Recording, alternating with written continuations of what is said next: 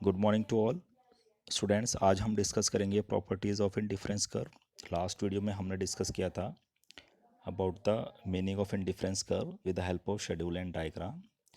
और जब हमने इंडिफरेंस कर्व को एक तरह से ग्राफिकल रिप्रेजेंट किया तो वो एक उसकी शेप को भी हम एक्सप्लेन जब कर रहे थे तो उसकी एक पर्टिकुलर शेप होती है इंडिफरेंस कर्व की। वो जो पर्टिकुलर शेप होती है वो ही उसकी प्रॉपर्टीज़ कहलाती है, जिसके बिहाफ पर हम कहते हैं कि इंडिफरेंस कर्व की जो शेप होगी वो इस तरह से होगी। सो लास्ट हमने आपको जो इंडिफरेंस कर्व एक्सप्लेन किया था वो थ्रू टेबुलर प्रेजेंटेशन, जिसमें हमने एप्पल और ऑरेंज दो कॉम्बिनेशन ऑफ गुड्स को समझा था कि एप्पल और ऑरेंज का कॉम्बिनेशन होता है। जब एक गुड्स को इंक्रीज़ किया जाता है तो पहली गुड्स को सेक्रीफाइस किया जाता है। तो उसमें एप्पल हमने ली थी ऑन वाई एक्सिस और ऑरेंज जो कि जिसमें इंक्रीज़ हो रहा था वो हमने एक्स एक्सिस पे लिया था। तो there is a various point A B C D E, ये 4-5 कॉम्बिनेशन आए थे और उन कॉम्बिनेशन को हमने कहा था कि they all are in difference, मतलब दे आर सेम और इक्वल, वो सेम सेटिस्फेक्शन देते हैं कंज्यूमर को। तो इस तरह से जो कर्व बनेगा जो इन पॉइंट्स को रिफ्लेक्ट करेगा या रिप्रेजेंट करेगा, that is known as indifference curve. So now हम इसकी प्रॉपर्टीज़ को पढ़ते हैं। ये डेफिनेशन दी हुई है कि भाई यही है ये वेरियस कॉम्बिनेशन को शो करता है इंडिफरेंस कर्व, जो कि इक्वल सेटिस्फेक्शन देखते हैं towards which consumer is different, जिसमें कंज्यूमर डिफरेंट होता है। डिफरेंट मतलब क्योंकि वो अलग अलग कॉम्बिनेशन यूज़ करा है लेकिन जो सेटिस्फेक्शन है वो सेम है, इंडिफरेंस है। तो फर्स्ट जो आपका इसमें इसकी प्रॉपर्टीज़ आएगी, that is indifference curve always slopes downward from left to the right. तो इसका रीज़न यही होता है कि जब consumer more of good X consume करता है तो उसे कहीं ना कहीं गिव अप करना पड़ता है, give up some units of good Y. तो क्योंकि उसे सेम लेवल ऑफ सेटिस्फेक्शन में रहना है ना। तो अगर हम फिगर में देखें तो consumer is increasing the consumption of orange from O Q to O Q one. तो यहाँ पर ओ क्यू से ओ क्यू वन ये आपका इंक्रीज़ हुआ, यहाँ से यहाँ ऑरेंज में। तो वहीं इट प्रोव्स और हिज डिक्रीजिंग एप्पल, और जो डिक्रीजिंग एप्पल डिक्रीज कर रहा है आर से आर वन पर, ठीक है ना। तो हम कह सकते हैं ओ आर से ओ आर वन पर डिक्रीज हुआ। तो ऑरेंज में इंक्रीज तभी हुआ है जब एप्पल में डिक्रीज हुआ है। तो ये शो कर रहा है। अब आप ये देखिए कि ए पॉइंट से बी पॉइंट पर आए, ठीक है। तो ए से बी पर कब आए, जब आर से आर वन स्लोप डाउन हुआ और क्यू से क्यू वन इंक्रीज हुआ। तो इस तरह से जब हम इन दोनों चीज़ को रिप्रेजेंट करेंगे तो पॉइंट ए से पॉइंट बी पर कर्व डिस्प्लेस होगा। तो ये इसकी फर्स्ट प्रॉपर्टी होती है कि indifference curve always slopes downward from left to the right. Next, it is higher indifference curve represent higher level of satisfaction।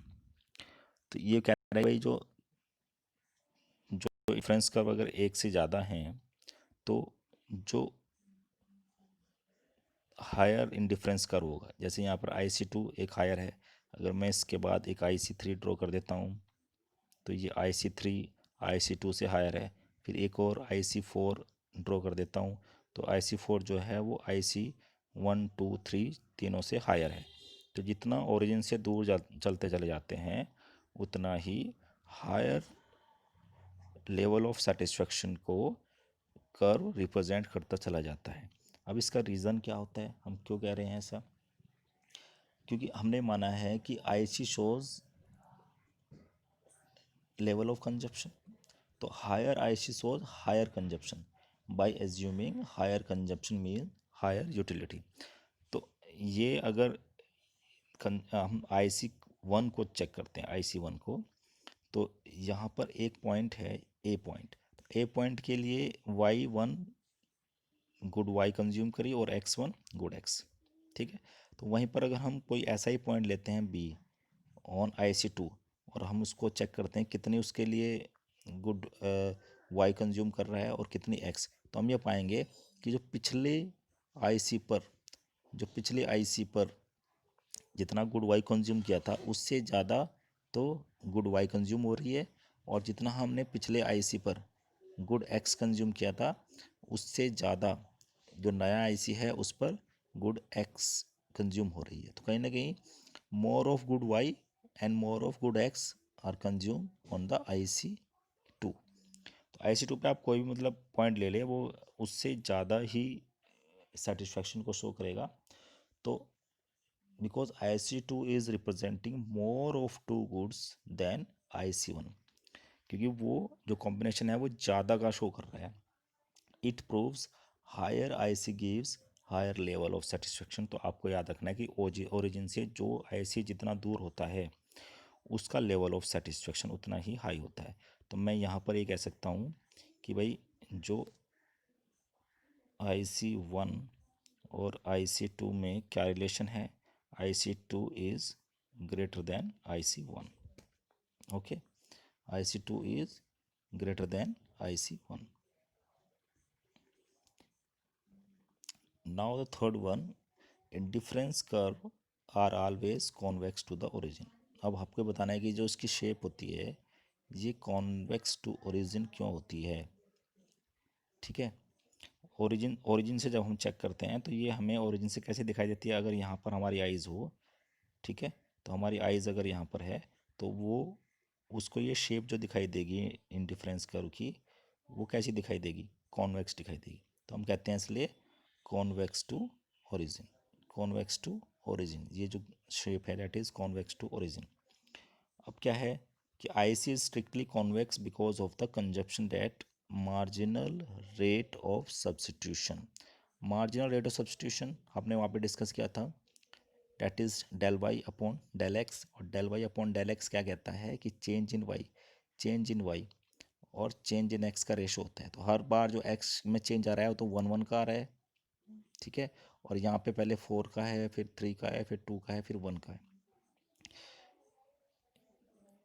यहाँ पर देखिए आप कि जो मार्जिनल रेट ऑफ सब्सटीट्यूशन है MRS जो है वो पहले 15 से 11, डेल वाई क्या है आपका एप्पल है, तो इसमें चेंज कितना हुआ 4 का, और ऑरेंज में कितना चेंज हुआ 1 का, तो 4:1 कितना आया 4 आया। अगेन 11 से 8 पे गए कितना चेंज आया 3, और 2 से 3 पे गए कितना चेंज आया 1, तो ये 3 आ गया। नेक्स्ट ऐसे 8 पे 6 पे जाएंगे 2, और 3 से 4 पे जाएंगे 1, तो कितना आया 1।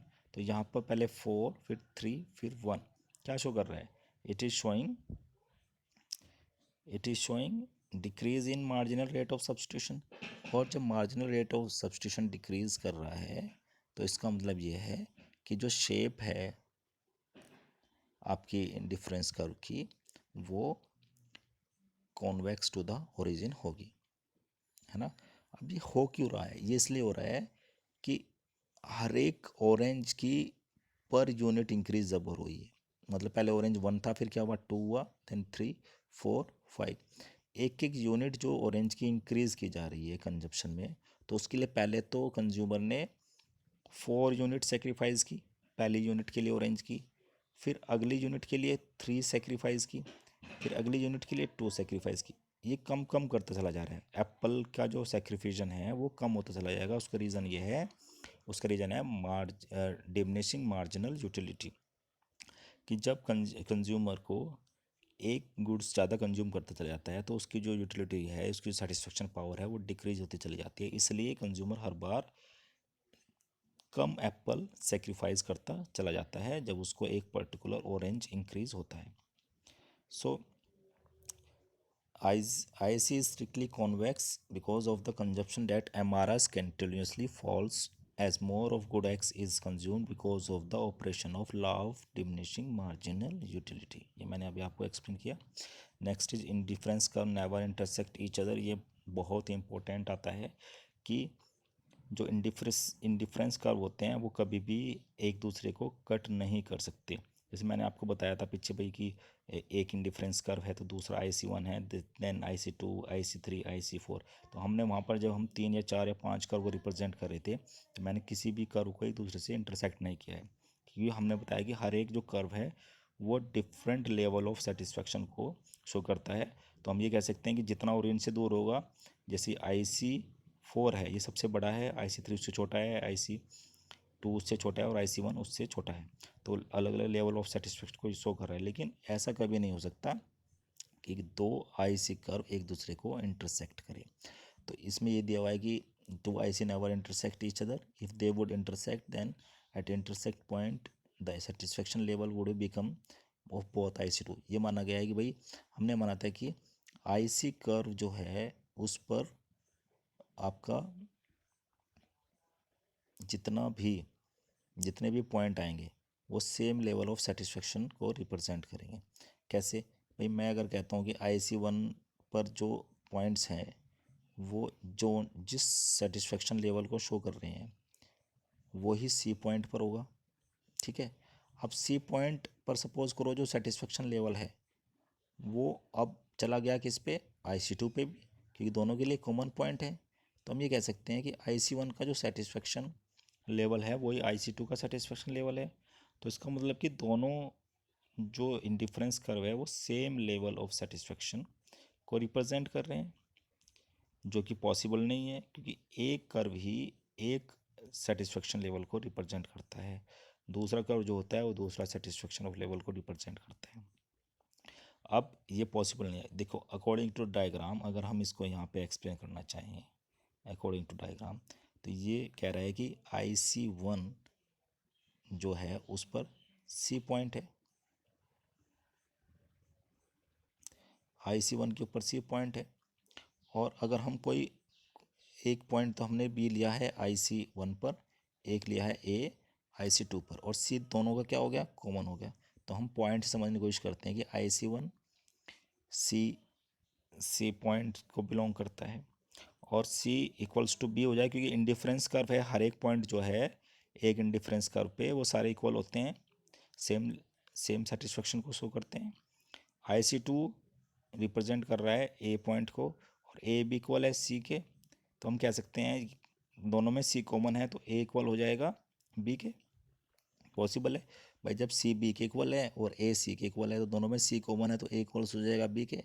Here point A B are given same level of satisfaction. A B क्या दिखा रहे हैं यहाँ पर, हमने जो ये सोल्व किया है इसके अकॉर्डिंग A B क्या दिखा रहा है, same level of satisfaction, even though they are on different IC। लेकिन वो क्या है, डिफरेंट IC के ऊपर है। भाई IC1 अलग दिखाया हुआ है हमने और IC2 अलग दिखाया हुआ है, तो ये पॉसिबल नहीं हो सकता है, which is not possible. So that's all for today students. Thank you.